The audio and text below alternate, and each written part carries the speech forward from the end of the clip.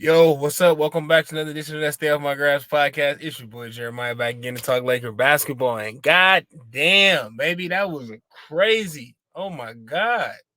I watched the game wire to wire, man. And I was like, okay, early, I was kind of like, oh, okay, man, it's gonna turn into one of them games where the Lakers end up giving up early, everybody start packing it in, everybody start quitting, and it's gonna go like that. But no, they stayed in the game, they fought. They did what they needed to do. Everybody locked in. They started making shots. Everybody started playing D. You started getting effort all around. And of course, LeBron James came to play tonight and left it all on the floor. Was that 5 threes in the fourth quarter? Man went unconscious. Just started scoring the basketball. And then he ended up started guarding Kawhi on defense on the other side. So you got it from both sides tonight from LeBron James. Crazy comeback, man. Down 22 at one point. Looked like the Clippers was finna run it over and finish their last game in Staples Center versus the Lakers as victors in the series at Staples Center, but didn't end up being that way. And it changed. I mean, obviously Paul George didn't play tonight, but the Clippers were up 20 points regardless of that, and they smoked the lead. So you can't even factor in that Paul George, because if they won, it's good win without Paul George. Now they lose, it's Paul George didn't play. So I don't want to hear that. But anyway, like I said, man, Lakers defeated the Clippers tonight, 116-112. LeBron James, the high man, with 34. You seen it go unconscious from 3-point line in the fourth quarter, second half, followed by Anthony Davis with 20 on the Lakers. Kawhi Leonard finished with 26, and then you had James Harden with 23 on the other side.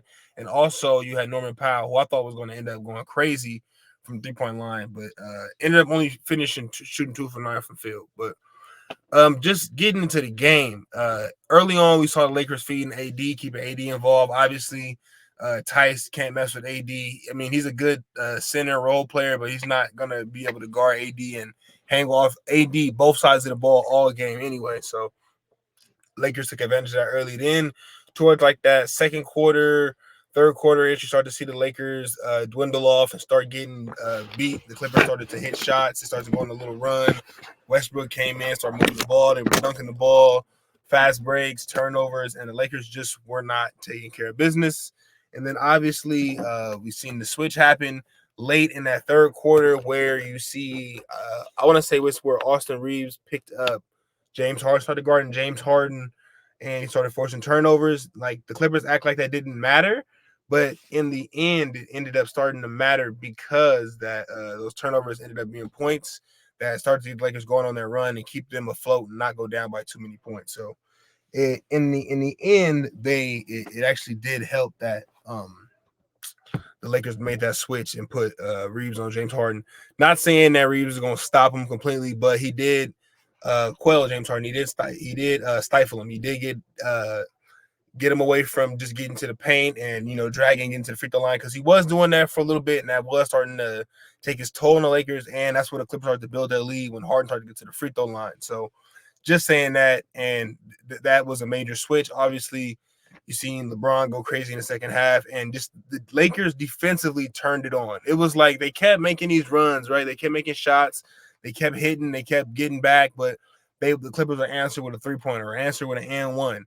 It wasn't until the Lakers started matching their defensive stops, their offensive buckets with defensive stops, and they went on the 11-0 run, 11-2 run, and just started going crazy from the scoring department. So when you lock in on D, that shows what you can really do. And Lakers can play offense with the best of them. They got LeBron and AD, easily two of the top offensive players in the league, coupled with other guys who can shoot or get their own bucket or when they need to, or distribute the rock when they need to. So it is a matter of just locking in defensively, and that's where the Lakers can earn their money, because that's when they get in transition, and that's when all the other guys become effective on the court, when everybody start locking in on defense and getting the transition into play. But so good game tonight by the Lakers. Obviously a comeback. It did not look good early. I thought the Lakers were gonna end up losing this lead, but they didn't. They ended up staying in the game,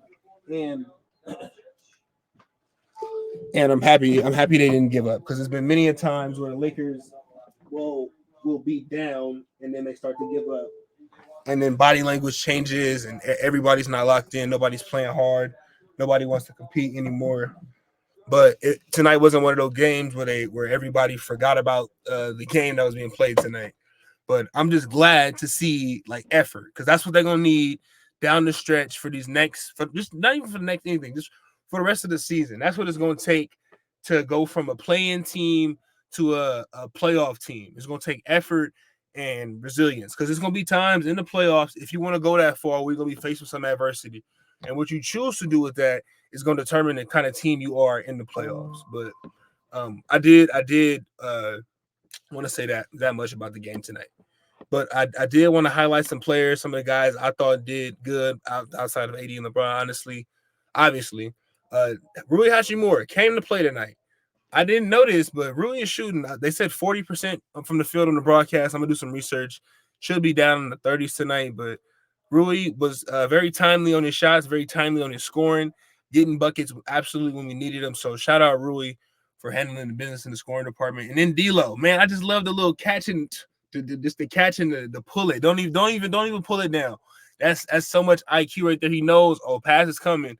There's no need to get into my complete shooting form, but I can just catch it, fire it just as good. And if you're a hooper, you know you can just catch and fire that when you really need to from anywhere. If you know your shot like that, especially off a pass, you don't like the momentum from the pass helps you get into your shooting pocket, your shooting strike. But also I wanted to highlight. I mean, oh yes, also Cam Reddish came back today. First time he's played in about a month. Last time he played, obviously, was when he hurt himself against the Clippers. Good to see him back playing well, being the defensive minutes we need him to be out there and just playing, taking those tough minutes against those tough wing players in the NBA. So good to see Cam out there tonight. And Coach Ham didn't really go that deep in the bench. Didn't really go that deep. We didn't see Max Christie for obvious reasons. Max might be glued to the bench. Coach Ham and Max might have some beef we don't know about. I don't want to start nothing, but Max could have played tonight. Looked like he was available. I'm not sure if he's injured or anything or something's going on behind the scenes, but he did all right.